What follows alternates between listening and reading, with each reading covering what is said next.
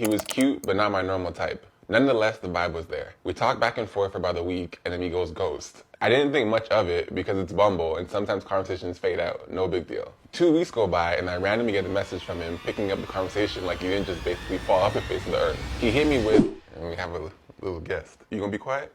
Let's begin. So I met this guy on Bumble. Right away, we hit it off. He was cute, but not my normal type. Nonetheless, the vibe was there. We talked back and forth for about a week, and then he goes ghost. I didn't think much of it because it's Bumble, and sometimes conversations fade out. No big deal. 2 weeks go by, and I randomly get a message from him picking up the conversation like he didn't just basically fall off the face of the earth. He hit me with, oh, I just got out of the hospital. I feel like the hospital lie is the easiest go-to lie out there. No, for real, bro. It's like the moment they go ghost, they always come back with that hospital line. Like, I'm sorry I was in the hospital. Like, what? What a coincidence, you know? For some reason, everyone's in the hospital with some unknown circumstance. He hit me with, oh, I just got out of the hospital and I'm really going through it. I decided, whatever, I'm bored, I'll entertain it. It's actually proven that boredom is the leading cause of taking me for a fool. Whatever, I'm bored, so I entertain it.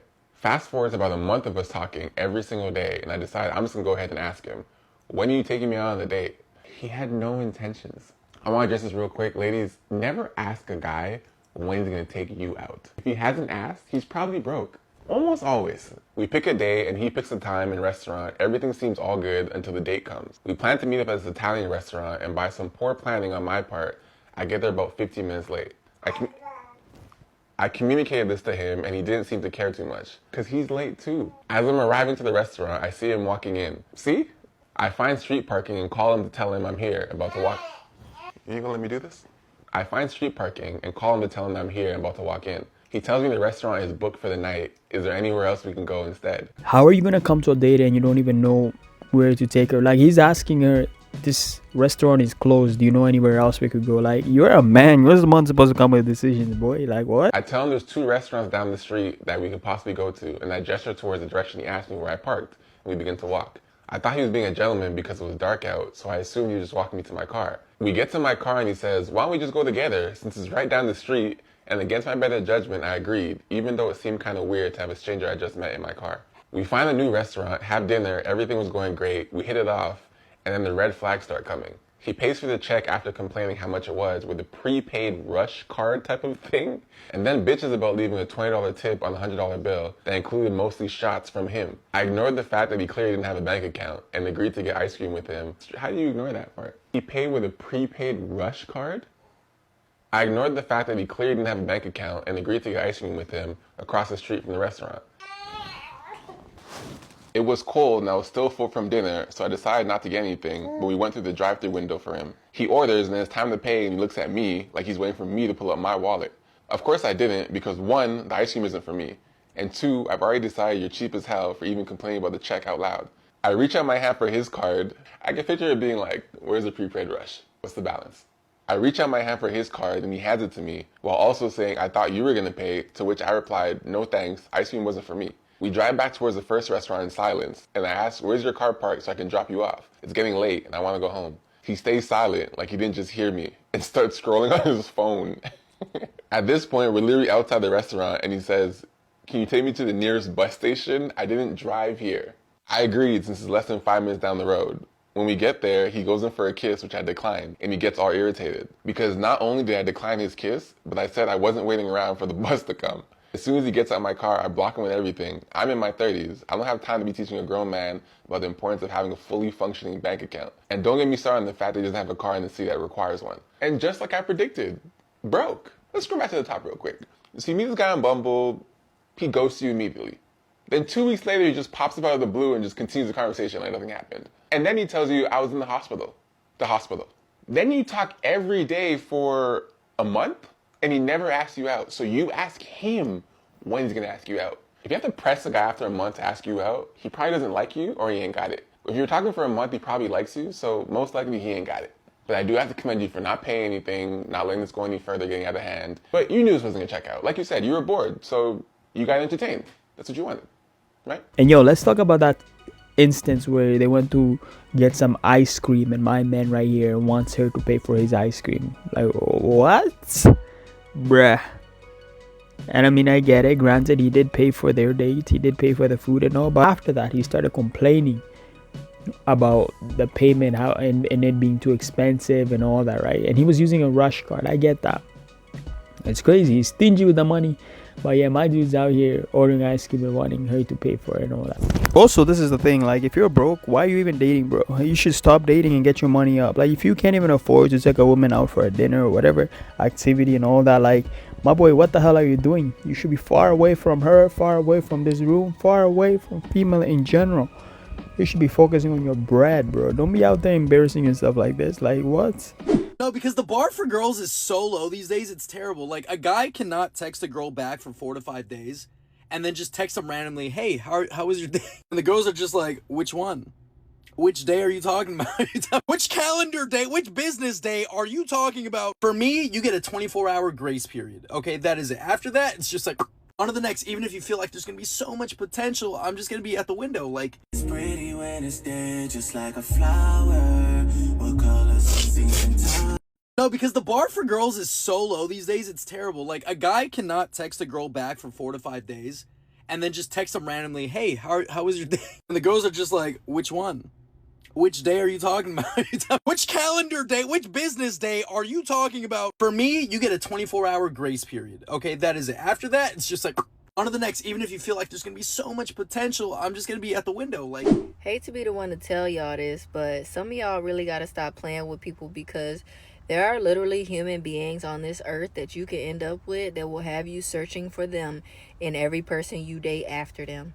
So if you got somebody good that love on you and treat you right and do you right, you may either want to tighten up or let them go before you do something that could hurt them to the point where they will never forgive you and you will be searching for them for the rest of your life.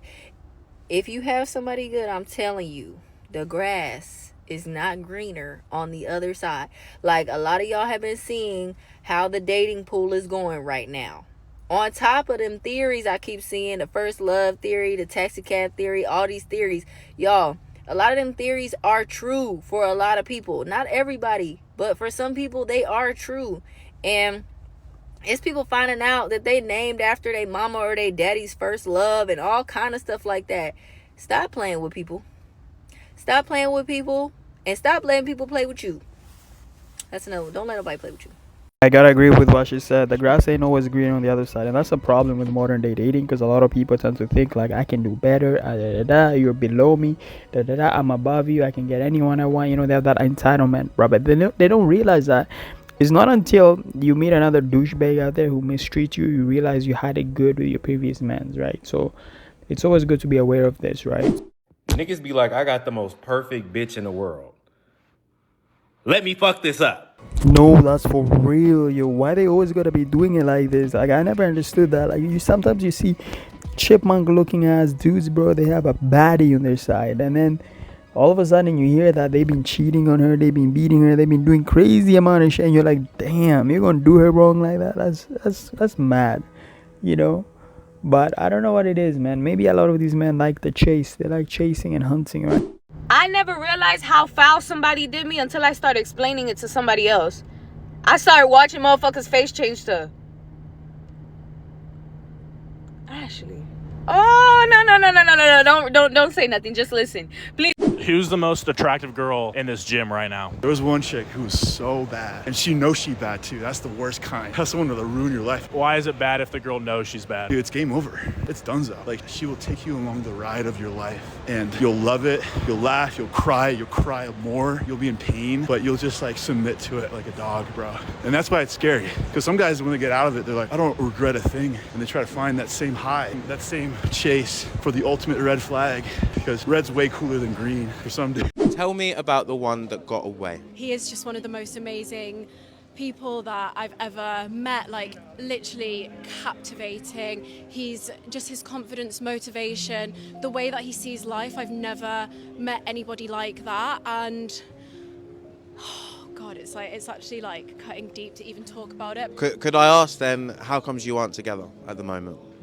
It just didn't work out. It was just one of those things where I think we're both just going on different paths. We have different views on things, different ways that we see the world, but that doesn't mean that I don't appreciate the way that he sees things and that I'm not inspired by it and in awe of him. I mean, I feel like I'm literally his like #1 fan at this point. Like, I'm always gonna be his biggest cheerleader, whether he knows it or not. I'll always be supporting him. And is this someone we might know by any chance? You might do. He's been on the channel before, so you might be able to work it out. And he knows who he is as well. If he sees this, he knows who he is. What would it take to get back with this person? I don't think that there's anything that it would take to get back with this person. I guess it's a case of the stars aligning, a shift in the tides. You know, I think if we're supposed to be together one day, then maybe we will, but I'm not gonna place all of my hopes on that. I have to live my own life, and I hope that he does the same. You know what I don't understand? It's the way how she speaks about this man, her ex, right? Like, you can tell she still has love for him, but yet she doesn't want to be like an adult and just take ownership. Like, why don't you just send him a message and chit chat with him, you know? Tell him you've been thinking about him and you realize that you were wrong on your decisions and you want him back, or he should give you a chance or whatever. Like, stop waiting for this cosmos and stars and planets to align. Like, what are you talking about? Especially the way how she describes him. He sounds like a typical good dude. So, I mean, you should just go in there and take your shot. Anyways, guys, that's the video. Leave a like, comment, subscribe. Let me know what you all thought about it. Comment about that very first story. What do you guys think about it? Do you think she was harsh on not waiting for that guy and the car for his bus, or what? And for her to like block him at the end like that just because, you know, he ain't got a car like that. Anyways, yeah, let me know about that. What do you guys think?